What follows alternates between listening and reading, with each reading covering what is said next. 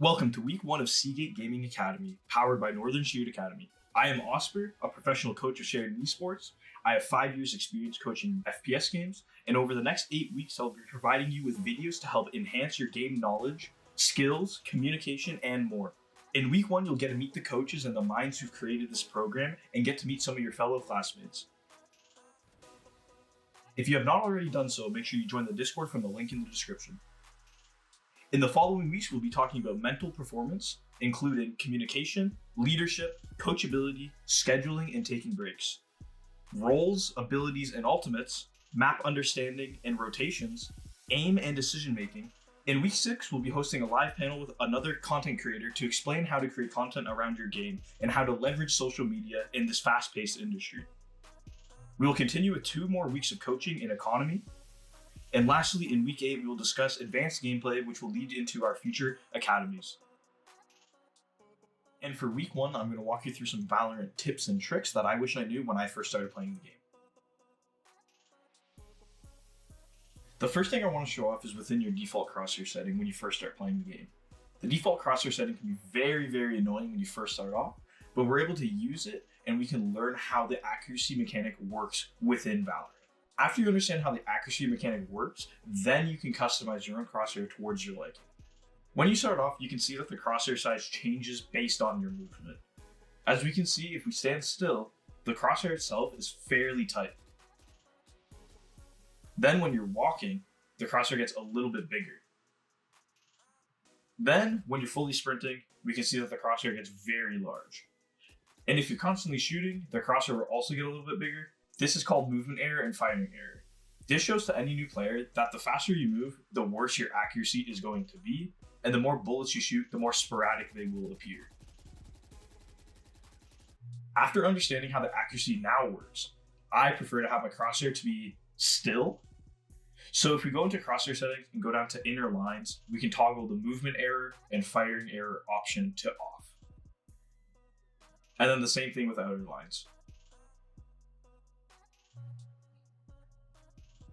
Now, we can see that the crosshair doesn't change based on movement or while we're constantly shooting.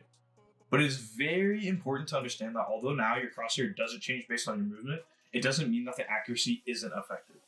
The accuracy is still affected based on your movement and shooting. It just doesn't appear to be while we're looking right at our crosshair.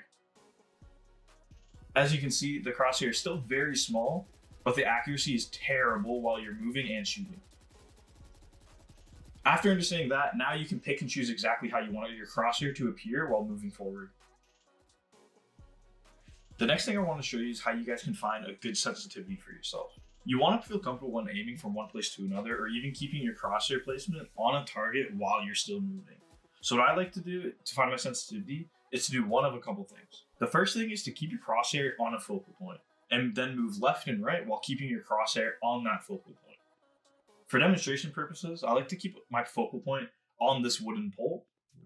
The objective is for you to move left and right like this, while maintaining your crosshair on the focal point. For example, if I have a really high sensitivity and I try to keep my crosshair on that focal point, I'm going to struggle. I'll be really shaky and it just doesn't feel good for me. If you keep overshooting the focal point while moving, that means your sensitivity is too high and it needs to lower it.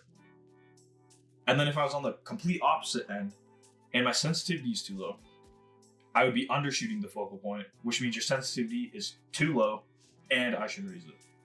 After feeling comfortable keeping my crosshair on a focal point, try picking 2 targets and flick between them over and over again. And then change your sensitivity accordingly. For demonstration purposes, I'll be using these boards and wooden poles. Your goal is to be flicking between them, hitting the same spot over and over again until you feel comfortable. You're aiming for consistency. Keep doing a combination of these 2 methods until you find a comfortable sensitivity for yourself.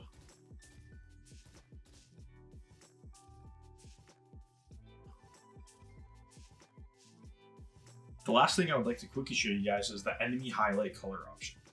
By default in Valorant, enemies are highlighted in red.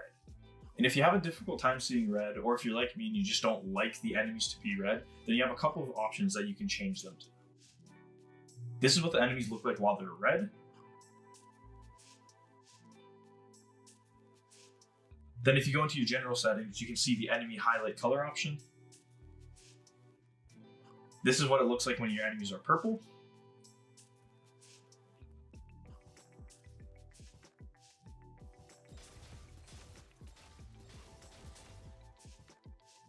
And then this is what they look like when the enemies are yellow. These simple fixes might take a little bit of time to get used to, but they'll help you out in this academy and while you're gaming. We look forward to watching you grow over the next 8 weeks, so please don't hesitate to ask your coaches for help in the Discord, and make sure to follow us on all social medias at Enshield Academy. And you can follow myself on Twitter at Ausper4. Hope to see you all next week.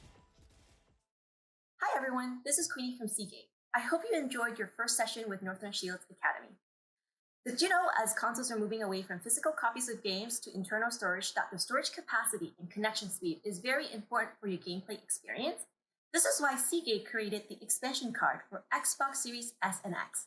It is a solid-state drive that is compatible with the velocity architecture of the new Xbox. So whether you're playing the newest Ubisoft games on PC or console, we have the internal and external drives for you. We'll look forward to seeing you next week.